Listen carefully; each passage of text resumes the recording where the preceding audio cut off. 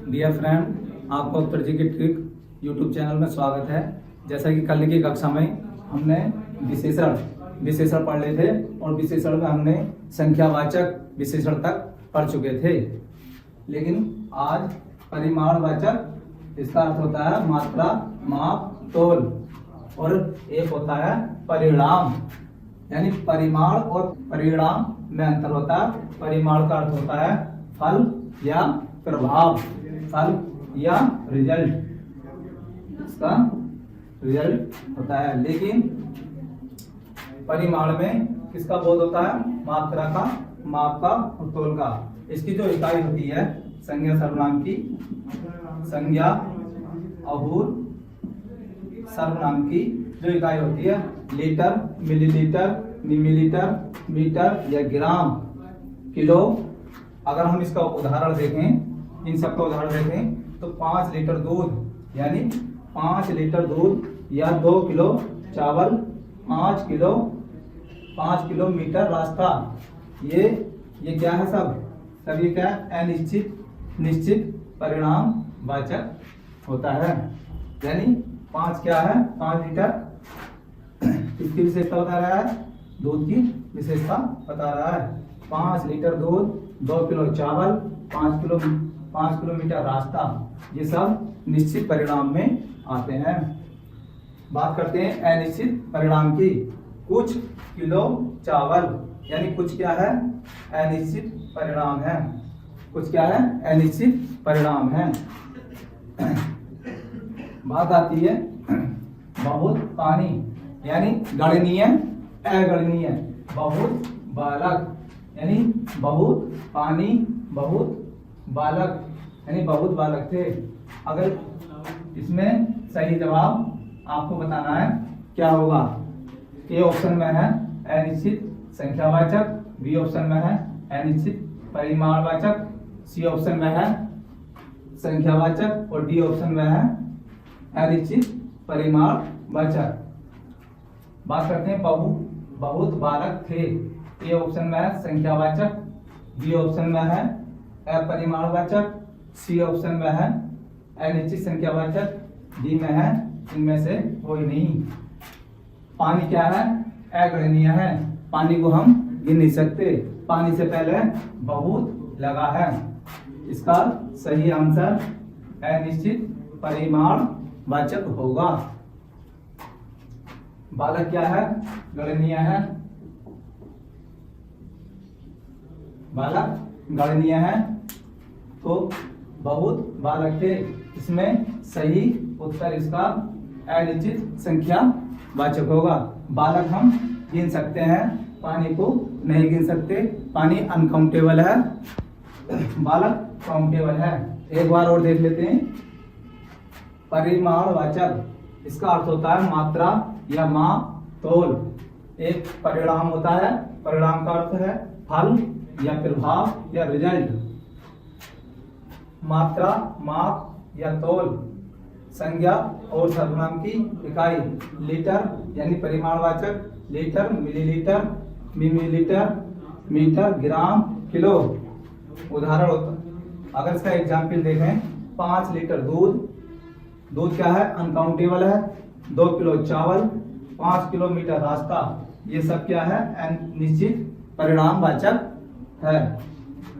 अनिश्चित परिणामवाचक होता है कुछ किलो चावल यानी कुछ क्या है? अनिश्चित किलो चावल परिणामवाचक। अभी पढ़ा था परिणामवाचक। अब देखते हैं संकेतवाचक।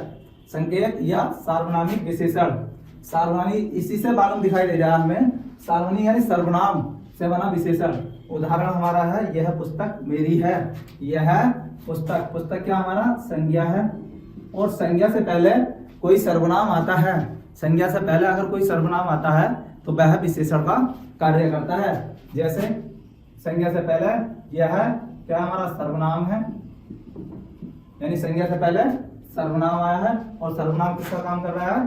संकेतवाचक का यानी विशेषण का काम कर रहा है। यह पुस्तक मेरी है। बात आती है यह मेरी पुस्तक है। यह क्या है? सर्वनाम है। मेरी क्या है? एक वैदेशिक कैसा अपने के लिए यूज होने वाला। पुस्तक क्या? संज्ञा। यानी पुस्तक क्या हमारी संज्ञा, और यह क्या हमारा सर्वनाम, तो यह है विशेषण नहीं होगा। विशेषण होगा हमारा अगर सर्वनाम के बाद कोई संज्ञा आती है और वो विशेषण का कार्य करता है सर्वनाम, तो वह विशेषण कहलाएगा। नंबर 5 व्यक्तिवाचक विशेषण। व्यक्तिवाचक विशेषण वह होता है जो संज्ञा शब्दों से विशेषण बनाया जाता है, यानी संज्ञा शब्दों से विशेषण बनाना व्यक्तिवाचक विशेषण कहलाता है। जैसे जयपुर, मुरादाबाद, भारत। अगर हम जयपुर में ई प्रत्यय जोड़ दें, मुरादाबाद में ई प्रत्यय जोड़ दें, भारतीय में लोग जोड़ दें, ई प्रत्यय जोड़ दें, तो वह विशेषण बन जाएगा। जयपुर जयपुरी, मुरादाबाद मुरादाबादी, भारत भारतीय। इनके अगर हम लोग जोड़ दें, जयपुरी लोग, भारतीय लोग, ये क्या बन जाएंगे हमारे विशेषण। अमेरिका, अमेरिका क्या है, एक संज्ञा है, लेकिन अगर हम इसमें ये प्रत्यय जोड़ दें तो ये क्या हुआ, अमेरिकी लोग, अमेरिकी लोग। नोट करके लिख लीजिए आप। यदि संज्ञा शब्दों के यदि प्रत्यय जोड़ दिया जाए, यदि संज्ञा शब्दों में प्रत्यय जोड़ दिया जाए, संज्ञा शब्दों में यदि प्रत्यय जोड़ दिया जाए, अन्य संज्ञा की विशेषता, अन्य संज्ञा की विशेषता बताने लग जाए, तो उसे हम व्यक्तिवाचक विशेषण कहते हैं। एक बार और देख लीजिए, संकेतवाचक विशेषण, यानी संकेत देना, यह सार्वनामिक विशेषण। सार्वनामिक वह होता है जो सर्वनाम से बनता है। जैसे उदाहरण है हमारा, यह पुस्तक मेरी है। यह क्या हमारा, यह किसका कार्य कर रहा है, विशेषण का। यह सर्वनाम है, पुस्तक क्या है, संज्ञा है। यह मेरी, यह पुस्तक मेरी है, यानी ये विशेषण का कार्य कर रहा है, इसे कहते हैं संकेत। यह मेरी पुस्तक है, यहाँ पे कोई संज्ञा नहीं है, ये सर्वनाम ही है। बात आती है व्यक्तिवाचक विशेषण। नंबर 5, कितने भाग बताए थे विशेषण के, 5 भाग बताए थे। नंबर 1 गुणवाचक विशेषण, नंबर 2 संख्यावाचक विशेषण, नंबर 3 परिमाणवाचक विशेषण, नंबर 4 संकेतवाचक विशेषण, और नंबर 5 व्यक्तिवाचक विशेषण। व्यक्तिवाचक विशेषण संज्ञा शब्दों से विशेषण बनाना। जैसे जयपुर, अगर ई प्रत्यय जोड़ दें तो जयपुरी। मुरादाबाद में ई प्रत्यय जोड़ दें, मुरादाबादी। भारत में ई प्रत्यय जोड़ दें तो भारतीय। इन सब के आगे लोग लगाने पर ये विशेषण का कार्य करते हैं। जैसे जयपुरी लोग, मुरादाबादी लोग। अब इसमें आप नोट करके लिख लीजिए, यदि संज्ञा शब्दों में प्रत्यय जोड़ दिया जाए, अन्य संज्ञा की विशेषता बताने लग जाए, तो उसे हम व्यक्तिवाचक विशेषण कहते हैं। अब तक पढ़े हमने विशेषण के प्रकार, अब पढ़ते हैं विशेषण की अवस्था। विशेषण की 3 अवस्थाएं होती हैं, यानी विशेषण की कितनी अवस्थाएं होती हैं, 3 अवस्थाएं होती हैं। नंबर 1 मूल अवस्था, नंबर 2 उत्तरावस्था, नंबर 3 उत्तम अवस्था। मूल अवस्था विशेषण की व्यवस्था जिसमें एक संज्ञा और सर्वनाम की अन्य किसी सर्वनाम से तुलना नहीं की जाती है। फिर सुनिए, मूल अवस्था विशेषण की वह व्यवस्था जिसमें एक संज्ञा और सर्वनाम की अन्य किसी सर्वनाम से तुलना नहीं की जाती है, वह मूल अवस्था कहलाती है। यानी अन्य संज्ञा या सर्वनाम कोई तुलना नहीं। मूल अवस्था में किसी की यानी संज्ञा से किसी दूसरी संज्ञा से तुलना नहीं होती है। विशेषण शब्द मूल रूप में होता है। विशेषण शब्द मूल रूप में होता है।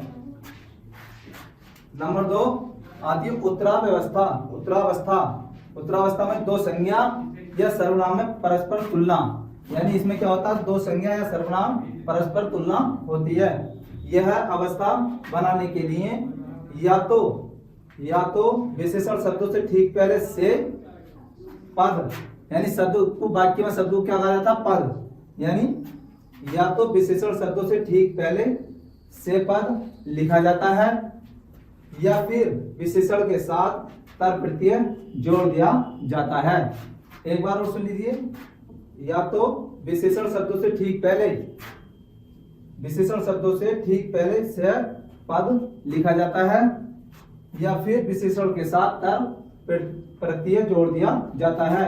जैसे मूलावस्था में उच्च, मूलावस्था में उच्च, अगर हम इसका उत्तरावस्था में देखें तो क्या हो जाएगा, उच्च से ऊंचा, यानी से ऊंचा या उच्चतर, या उच्चतर। मूल अवस्था में क्या होगा, उच्च, और उत्तरावस्था में से ऊंचा या उच्चतर।